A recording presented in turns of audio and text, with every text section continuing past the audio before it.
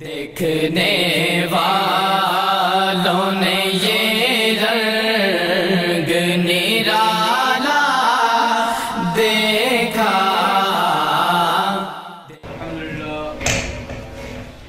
الحمدللہ رب العالمین والصلاة والسلام علی سید المرسلین وعلی آلہ واصحابہ واتباعہ اجمعین۔ اس کے انعقاد پر میں محترم بھائی حافظ محمد قاسم صاحب اور ان کی تمام ٹیم اور رفقا کو معاونین کو مبارکباد دیتا ہوں اور شکریہ ادا کرتا ہوں کہ اس مبارک محفل میں مجھے بھی حاضری کا، کچھ سننے کا، کچھ سنانے کا موقع عنایت کیا۔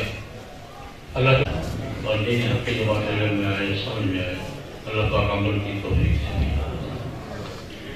سیرت طیبہ کے ہزاروں پہلو ہیں، کسی ایک پہلو پر بھی بات ہو جائے تھوڑی سی تو بڑی غنیمت کی بات ہے۔ ظاہر بات ہے کہ مختصر وقت میں کسی ایک آدھ پہلو کے، کسی ایک آدھ جز پہ ہی بات ہو سکتی ہے۔ میں اس حوالے سے بات کرنا چاہوں گا، ہمارے محترم ڈاکٹر فرید احمد پراتے صاحب نے جو گفتگو کی ہے اور جو بات بیان فرمائی کہ سیرت طیبہ کا آج کے زمانے میں ہماری سب سے بڑی ضرورت یہ ہے کہ ہم اپنے معاشرتی، قومی، دینی، سیاسی اصلاح میں سیرت طیبہ سے رہنمائی حاصل کریں۔ جناب نبی کریم کی سیرت ہی ہماری سب سے بڑی رہنما اور حضور کی ذات ہی سب سے بڑی آئیڈیل شخصیت ہے۔ تو اس بات کو سامنے رکھتے ہوئے میں اسی ایک نقطے پر عرض کرنا چاہوں گا۔ ہم نے پاکستان قائم تو اس لیے کیا تھا کہ پاکستان میں قرآن و سنت کی حکمرانی کوئی صحیح بات ہے۔ پھر ہم نے دستور میں طے کیا، دستور پاکستان میں ہم نے چند باتیں طے کی تھی کہ پاکستان اسلامی ریاست ہوگا، حاکمیت اعلیٰ اللہ تبارک و تعالیٰ کی ہوگی، حق کی حکمرانی عوام کی صلاحیت پر ہوگا، پارلیمنٹ قرآن و سنت کی پابند ہوگی، قرآن و سنت کے کسی مسئلے کے قرآن و سنت کے مطابق ہونے نہ ہونے کا فیصلہ علماء اور دانشوروں کی کونسل، اسلامی ریاستی کونسل کرے گی، اور ہر شہری کو یہاں حاصل ہوگا کہ وہ جس قانون کو قرآن و سنت کے منافی سمجھے اسے چیلنج کرے، ریجیکٹ کرے۔ یہ دستور میں تو سارا کچھ ہو نہیں۔ بڑی مکمل بات موجود ہے، یہ 5 باتیں اگر ترتیب کے ساتھ ہیں بڑی مکمل بات موجود ہے کہ حاکمیت اعلیٰ اللہ کی ہے، حق حکمرانی عوام کی صلاحیت پر، پارلیمنٹ قرآن و سنت کی پابند ہے، کسی مسئلہ کے قرآن و سنت کے مطابق ہونے نہ ہونے کا فیصلہ کوئی شخص نہیں کرے گا، کوئی فرقہ نہیں کرے گا، مشترکہ کونسل اسلامی ریاستی کونسل دستوری ادارہ ہے وہ کرے گی، اور ملک کے ہر شہری کو حق حاصل ہوگا کہ وہ قرآن و سنت کے خلاف اگر کسی قانون کو سمجھے وہ عدالت میں جائے، وفاقی شرعی عدالت، سپریم کورٹ یہ سارا نظم موجود ہے۔ اس صورتحال کی وضاحت کے لیے سیرت طیبہ علیہ صاحب علیہ السلام کا ایک واقعہ آج کی سیرت کانفرنس کی مناسبت سے گزار کر کے آپ سے جاتا ہوں۔ مکہ کس سال میں فتح ہوا؟ مکہ مکرمہ فتح ہوا۔ مکہ مکرمہ کے بعد حنین کی لڑائی ہوئی، وہاں بھی فتح ہوئی۔ اس کے بعد اوطاس کی لڑائی ہوئی، وہاں بھی اللہ پاک نے کامیابی عطا فرمائی۔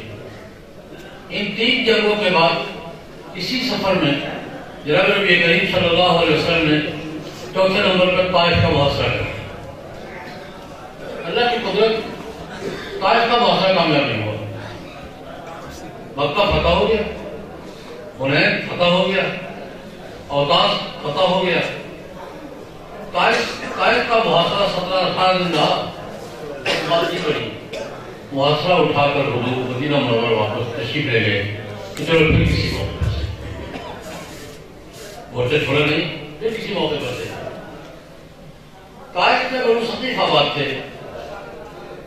قریش کی ٹکر کا قبیلہ تھا، مکہ میں قریش اور طائف میں بنو ثقیف، بڑے قبائل میں سے قریش کی کثرت کا قبیلہ تھا. یہ وہی تھے جنہوں نے نبی کریم صلی اللہ علیہ وسلم پر دعوت دینے گئے تھے، حضور کو واپسی پر پتھراؤ کیا تھا. جناب نبی کریم صلی اللہ علیہ وسلم جب واپس تشریف لے گئے مدینہ منورہ، بنو ثقیف کے سرداروں نے مشورہ کیا یار ان کے سارا علاقہ مسلمان ہو گیا ہے، ہم اکیلے کہاں تک اڑے رہیں گے، ہم بھی مسلمان ہو گئے. عقلمندی کی بات ہے، ادھر بھی دائیں بائیں آگے پیچھے سارے مسلمان ہو گئے ہیں اور غلبہ ہو گیا ہے، تو درمیان میں ہم جزیرہ بن کر کیسے رہیں گے؟ تو ہم بھی مسلمان ہو گئے. بنو ثقیف کا وقت کیا سرداروں کا یاری وغیرہ سارے اس میں تھے. جناب نبی کریم صلی اللہ علیہ وسلم پہنچے مدینہ منورہ، چند دنوں کے بعد یہ بھی پہنچ گئے. ذہن میں یہ بات تھی کہ یہ ہمیں فتح نہیں کر سکے، ہم آئے ہیں. یہ محاصرے میں ہمیں مغلوب نہیں کر سکے، اسلام قبول کرنے کے لیے ہم آئے ہیں. اس گھمنڈ کے ساتھ پہنچے. جناب نبی کریم صلی اللہ علیہ وسلم سے ملاقات ہوئی، چلے جا ہم کلمہ پڑھنے آئے لیکن اپنی شرطوں پر رہے. تو پیچھے نفسیات دین میں ہیں، ہم آئے ہیں اس کے بعد شرطیں ہوں گی. کلمہ پڑھیں گے اپنی شرطوں پر پڑھیں گے. وہ شرطیں کیا تھی؟ سیرت النبی کی کسی تفصیلی کتاب میں رسول اللہ صلی اللہ علیہ وسلم کے ساتھ بنو ثقیف کے وفد کی ملاقات کا چیپٹر پڑھ لیجیے. میں تھوڑی سی کر لیتا ہوں. شرطیں ہماری کیا ہیں؟ پہلی شرط یہ ہے کیا مکہ مکرمہ فتح ہونے کے بعد بیت اللہ کے اندر باہر ارد گرد بلکہ جزیرۃ العرب میں بت سارے توڑتے جا رہے ہیں، اور توڑ دیے تھے تقریباً سارے توڑ دیے تھے. حضور کے وصال تک پورے جزیرۃ العرب میں نہ کوئی بت باقی تھا نہ کچھ خان توڑ دیا. ان کا بت توڑتے جا رہے ہیں اور بتخانے اجاڑتے جا رہے ہیں. اور ہماری یہ شرط ہے کہ ہم کلمہ پڑھنے کے بعد بت کی پوجا نہیں کریں گے، یہ وعدہ کرتے ہیں، لیکن جو بت ہمارا ہے نا بنو ثقیف کا بڑا تاریخی بت ہے لات، اس کو گرانے نہیں دیں گے. یہ وہی شرط ہے. پوجا نہیں کریں گے ہمارا وعدہ ہے، لیکن بت کو گرانے نہیں دیں گے. بت کھڑا رہے گا، تاریخی جیسا ہے ہمارا بت قائم رہے گا، بت نہیں توڑے گا. پہلی شرط. دوسری شرط، نماز 5 وقت کی مشکل ہوگی. نماز پڑھیں گے، نماز سے انکار نہیں ہے، پڑھیں گے لیکن اتنے ٹائٹ شیڈول کے ساتھ. سورج نکلنے والا پڑھو جی، نکل آیا پڑھو جی، ڈال گیا پڑھو جی، ڈوبنے والا پڑھو جی، ڈوب گیا پڑھو جی. شیڈول ہمارا پڑھا ہوگا. اتنے ٹائٹ شیڈول کے ساتھ 2 گھنٹے کے بعد 1.5 گھنٹے کے بعد یہ نہیں ہوگا. یہ نماز کا شیڈول اور طریقہ ہم خود طے کریں گے. نماز کی پابندی نہیں. کتنی شرطیں ہوئی؟ تیسری شرط، آپ نے اعلان کیا کہ شراب بنانا، پینا، پلانا، نچوڑنا، پکانا، یہ بیچنا، خریدنا سب حرام ہے. کیا خیال حرام ہے؟ اب بھی حرام ہے نا؟ تب بھی تھی. آپ نے یہ اعلان کیا کہ شراب بنانا، بیچنا، خریدنا، پینا، پلانا سب حرام ہے، منع ہے. جناب ہمارا تو علاقہ ہی شراب کا ہے، انگوروں کا علاقہ ہے. طائف آج بھی انگور کا علاقہ ہے. ہمارے 80% پیداوار انگور کی ہے، باغات ہے انگور کے، اور طائف کا انگور بڑا مشہور ہے. ہم تو انگوروں کے علاقے میں رہتے ہیں. انگور کچا مارکیٹ میں پھینکے تو کھیت کا خرچہ پورا نہیں ہوتا، اور نچوڑ کر پکا کر پیک کر کے بیچ دیا تو ہمارا خرچہ نکلا ہے. یہ ہماری معیشت کا مسئلہ ہے. شراب نہیں چھوڑ سکیں گے، نماز کی پابندی نہیں ہوگی، بت نہیں توڑنے دیں گے، شراب نہیں چھوڑ سکیں گے. کتنی؟ چوتھی، آپ کہتے ہیں سود بھی حرام ہے. حرام ہے، پکی بات ہے، آج بھی حرام ہے، سود بھی حرام ہے، سود کا لین دین، لعن اللہ آکل الربا وموکلہ کاتبہ وشاہدہ ہے، آپ کا اشارہ گرامی ہے۔ ہمارا دوسری قوموں کے ساتھ بزنس سود پر ہی کرتا ہے، یہ جملہ میں نہیں پڑھا رہا ہوں، ان کی شرط میں یہ بات شامل ہے۔ ہمارا دوسری قوموں کے ساتھ بزنس تجارت سود ہی کی بنیاد پہ چلتی ہے، ہماری تو ساری تجارت اور بزنس تباہ ہو جائے گا، سود لین دین بند کر دیں گے، اسے سود بھی نہیں چھوڑ سکیں گے۔ کتنی ہو گئی؟ 5ویں شرط یہ ہے، تشریح نہیں کر سکوں گا، دیر سے شادیاں کرنے کا رواج ہے، گزارا نہیں ہوتا، زنا بھی نہیں چھوڑ سکیں گے، ہمارا کلچرل معاملہ ہے، یہ ایک بزنس کا تھا، ایک معیشت کا تھا، ایک کلچرل معاملہ ہے، اور دوسرا ہماری ضروریات ہے، ہر وقت ہم نماز نہیں پڑھ سکتے، اس لیے زنا بھی نہیں چھوڑ سکیں گے۔ کتنی شرطیں ہو گئی؟ بدھ نہیں ٹوٹے گا، نماز کی پابندی نہیں ہوگی، شراب نہیں چھوڑیں گے، سود نہیں چھوڑیں گے، زنا نہیں چھوڑیں گے، باقی کا کلمہ پڑھا ہے۔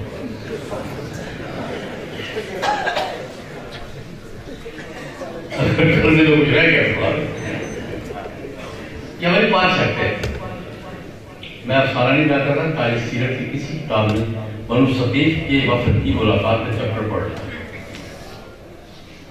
یہ 5 شرطیں ہیں بھائی، ان شرطوں کو اگر مانتے تو کلمہ پڑھا۔ میں آگے بات کرنے سے پہلے ایک بات عرض کرنا چاہوں گا، ہماری آج کی شرطیں کیا ہیں؟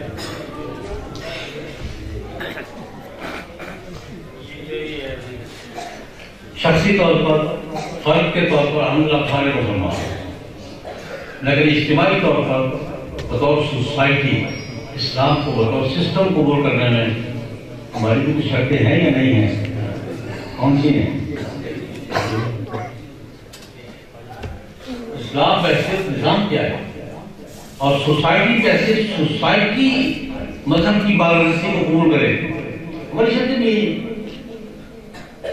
جناب نبی کریم رسول نے مسترد ہوا نہیں بھائی، ادخلوا فی السلم کافہ، یہ ممکن نہیں ہے، ٹھیک ہے، پھر کبھی سے اور موقع دے دے گا، نہیں شرطیں منظور نہیں ہیں۔ واپس گئے، رات اپنے خیمے میں وفد کے لوگوں نے مشورہ کیا، بات ان کی عقل میں آ گئی، یعنی کہہ رہے کہ کیسے ممکن ہے کہ مکہ کا اسلام اور ہو اور 80 میل کے فاصلے پر طائف میں اور ہو جائے؟ یہ ممکن ہے؟ ایک دن مکے میں حرام ہو اور طائف میں حلال ہو جائے گا، مکے میں پابندی ہو اور طائف میں آزادی ہو، سمجھ میں بات نہیں ہے یار، کیسے ہوگا کہ مکے کا اسلام اور ہو اور طائف کا اور ہو؟ بات قابل عمل نہیں ہے۔ بات تھوڑی سی سمجھ میں آ گئی کہ بات یار ٹھیک کہہ رہے ہیں، ہماری شرطیں غلط ہیں، لیکن ایک بات میں عرض کرنا چاہوں گا، اگر خدا نہ خاصہ طائف کا اسلام مکے کے اسلام سے کچھ مختلف ہو جاتا تو لاہور کا تو بالکل ہی مختلف ہے۔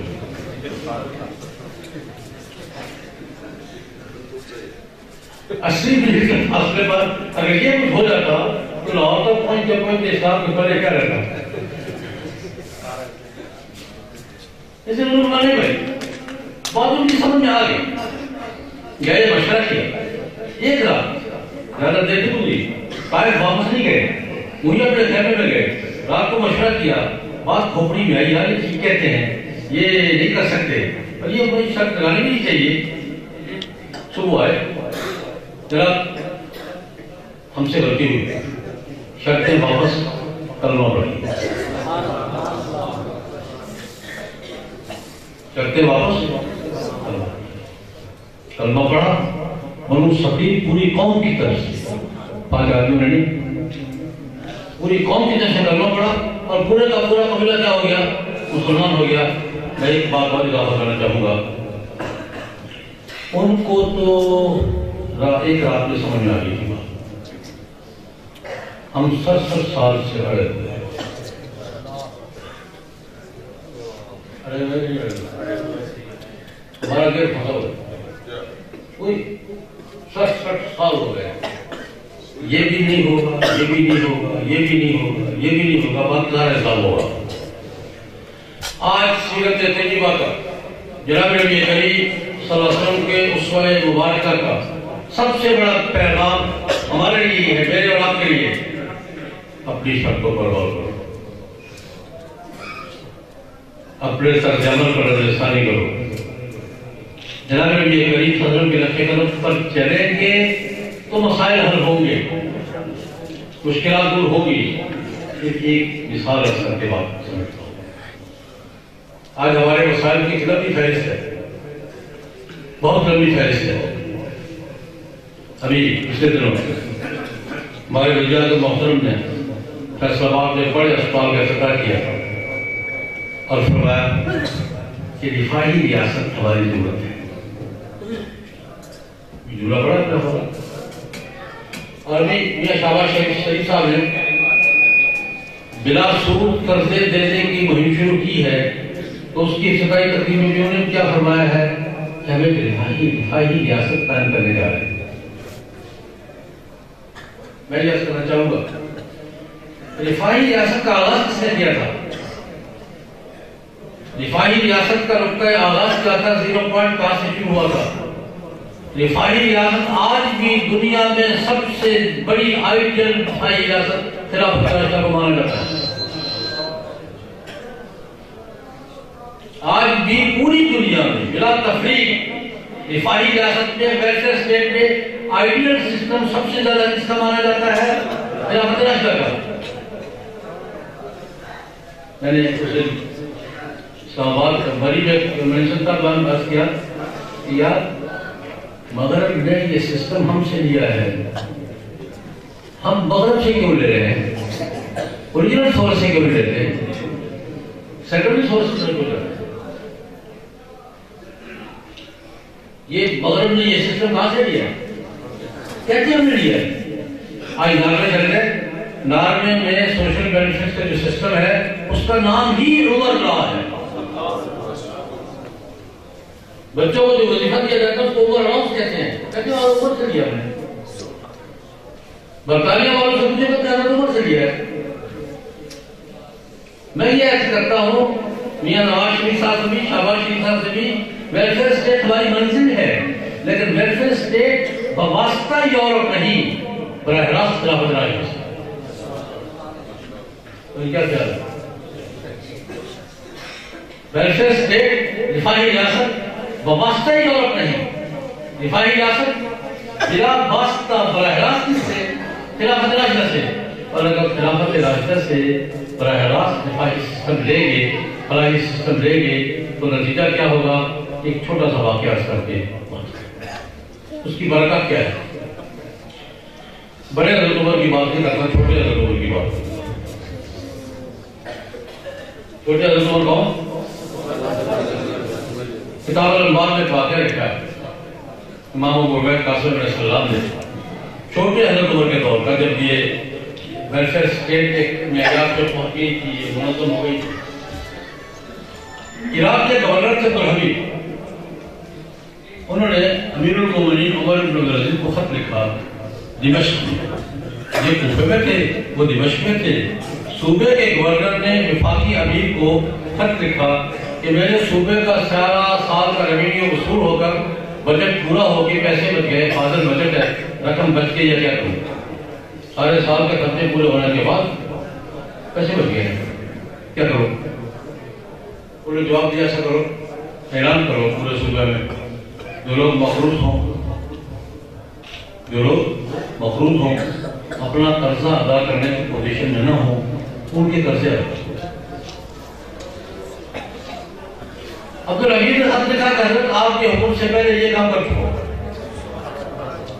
یہ کام آپ کے حکم سے پہلے ہی میں نے اعلان کیا تھا، جو مقروض ہے اپنا قرضہ دینے کی پوزیشن میں نہیں ہے، اس کے قرضے میں دیتا ہوں، واپس کرتا ہوں۔ دوسرا خط ہے، ایسا کرو، سروے کرو، جو لڑکے لڑکیاں شادی کے قابل ہیں اور خرچہ نہ ہونے کا جیسے شادیاں نہیں ہو رہی ان کی شادیاں کروا دو. جواب آیا. تیسرا اعلان کرو کہ جن خاوندوں نے ابھی تک اپنی بیویوں کے مہر ادا نہیں کیے اور ادا کرنے کی پوزیشن میں نہیں ہیں ان کے مہر ادا کر دو. ہم تو ویسے ہی پوزیشن میں نہیں ہوتے.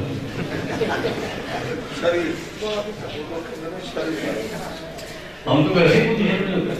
ہم نے طے کر رکھا ہے کہ بیوی کو مہر نہیں دینا, بیٹی کو وراثت نہیں دینی, بہن کو حصہ نہیں دینا. غلط کر رہا ہوں اور کلچرل معاملہ ہے. بیوی کو مہر نہیں دینا, بیٹی کو وراثت, بہن کو حصہ. کا اعلان کرو کہ جن خاوندوں نے ابھی تک بیویوں کے مہر ادا نہیں کیے اور ادا کرنے کی پوزیشن میں نہیں ہے ان کی مہر ادا کروا دو. مسجد میں بیٹھا ہوں, کتاب المال میں پڑھنے چاروں ختم موجود ہیں. جواب آیا کہ حضرت نہیں کرتا, یہ تینوں کام آپ کے آرڈر کو بغیر ہی کر چکا ہوں, تو کچھ پیسے ہیں کیا کروں. چوتھا خط, زمینوں کا سروے کرواؤ, پلاٹنگ کرواؤ, قابل کاشت زمینیں کسانوں کو آباد کرنے کے دو اور یہ پیسے ان کو بطور قرض کے دے دو تاکہ زمینیں. میں ایک جگہ واقعہ بیان کر رہا تھا, کراچی کی بات ہے. ایک نوجوان سامنے کھڑا ہو, ہمارے ساتھ یہ آپ صوبے کے بجٹ کی بات کر رہے ہیں یا اٹلانٹک سی کی بات کر رہے ہیں؟ یہ صوبے کا بجٹ تھا یا سمندر تھا؟ یہ کیا تھا؟ صوبے کے بجٹ میں کتنے پیسے ہوتے ہیں؟ آپ صوبے کا بجٹ ہے نا, ایک صوبے سے کتنا نہیں اکٹھا ہوا ہوگا. 50 سال کا بجٹ بھی پورا ہو رہا ہے اور مقروضوں کے کیا قرضے بھی ادا ہو رہے ہیں, خاوندوں کے مہر بھی ادا ہو رہے ہیں, اور کیا نام کماروں کی شادیاں بھی ہو رہی ہیں اور کسانوں کو قرضے بھی مل رہے ہیں. اس کا سوال اس لیے تھا مولوی صاحب, یہ صوبے کا بجٹ تھا, ریونیو تھا یا اٹلانٹک سی تھا؟ آپ کے دل میں سوال آیا ہوگا. میں نے کہا بیٹا ایک واقعہ اسی حضرت عمر کا آپ سن لو, یہ بات بھی صاف ہو جائے گی. عمر بن عبدالعزیز امیر المومنین ہیں, اپنے وقت کی آباد دنیا میں سے نصف کے حکمران ہیں. شام کو گھر واپس آئے آفس سے, گھر آ کر بیوی سے پوچھا, فاطمہ بنت عبدالبر ایک بڑی اچھی خاتون تھی, فاطمہ کو 1 آدھ درہم کو بچا کے رکھا ہو مجھے چاہیے. 1 آدھ درہم. حضرت کیا ضرورت پڑ گئی ہے امیر المومنین کو 1 درہم کی کیا ضرورت پڑ گئی ہے؟ فرمایا کہ گھر آ رہا تھا, راستے میں ریڑھی پر انگور دیکھے ہیں, انگور اچھے ہیں, کھانے کو جی چاہتا ہے, جیب میں پیسے نہیں. انگور کھانے کو جی چاہتا ہے, راستے میں دیکھ رہا ہے, جی چاہ رہا ہے انگور کھانے کو, جیب میں پیسے نہیں ہیں. کہ تمہارے پاس 1 آدھ دن اور تک کوئی بچا کے رکھا کرتی ہے, 1 آدھ دن کہیں کوئی چھپایا ہو, کہیں لوگ انگور کھلا ہو. کہنے لگے حضرت اگر آپ کی جیب میں نہیں ہے تو میری جیب میں کہاں سے ہے؟ بیوی نے جیب کس کا ٹولا ہوتا ہے, آپ کی جیب میں جب کہاں سے آئیں گے. اور پھر ایک بات کہی جو بیوی ہی کہہ سکتی ہے خاوند, یہ بیویوں کا اپنا لہجہ ہوتا ہے, جن کی ہیں ان کو پتا ہے. اچھا امیر المومنین بن سکتے ہیں, 1 درہم کے انگور منگوا کے نہیں کھا سکتے, یہ بیوی کہہ سکتی ہے. میں نے کہا میرے پاس کہاں سے ہے, آپ کے پاس ہے, میرے پاس کہاں سے ہے؟ اچھا امیر المومنین آپ 1 درہم کا انگور منگوا کے کھا نہیں سکتے آپ؟ اس کا آج کی زبان میں ترجمہ کروں, اتنا ثواب دیتی پھٹ بھی نہیں. امیر المومنین کے پاس اتنا ثواب دیتی پھٹ بھی نہیں. حضرت عمر بن عبدالعزیز نے کہا فاطمہ سنیے, جس درہم کی تم بات کر رہی ہو وہ درہم نہیں, آگ کا انگارہ. میں نے بولا اس کی بیٹا, اس ملک کا حکمران سرکاری خزانے کے درہم کو آگ کا انگارہ سمجھے گا, اس کے بجٹ میں پیسے ہی کنواروں کی شادیاں بھی ہوں گی, مقروضوں کے قرضے بھی ادا ہوں گے, کسانوں کو قرضے بھی ملیں گے, اور کنواروں کی شادیاں بھی ہوگی, پھر سب کچھ ہوگا، پھر بھی پیسے بچیں گے، لیکن شرط یہ ہے کہ ملک کا حکمران سرکاری گھرانے کے روپے کو روپیہ نہ سمجھے، کیا سمجھے، آپ کا اندازہ سمجھے۔ یہی سیرت طیبہ ہے، یہی اس کا حسنہ ہے، یہی فلاحی ریاست ہے، یہی ویلفیئر اسٹیٹ ہے۔ خدا کرے ہم ادھر اپنا رخ ادھر کر لیں، ہمارا رخ نہیں موڑ رہا، پیچھے مڑ کے دیکھتے ہیں، بس آپ کی بات کریں۔ ہم لوگ اپنا توجہ ادھر موڑ نہیں رہے، پیچھے موڑ نہ دیکھ پیچھے کیا ہے۔ اللہ کرے ہمارا رخ سیرت طیبہ کی طرف مڑ جائے، خلافت راشدہ کی طرف مڑ جائے، قبلہ سیدھا کر لیں۔ جناب نبی کریم صلی اللہ علیہ وسلم کی سیرت طیبہ کا ہمارے لیے آج کے لیے یہی پیغام ہے۔ اللہ پاک ہمیں اس پیغام کو سیدھے سے لگانے کی اور عمل کرنے کی توفیق عطا فرمائے۔ آمین۔ الحمدللہ۔ اب آپ کے سامنے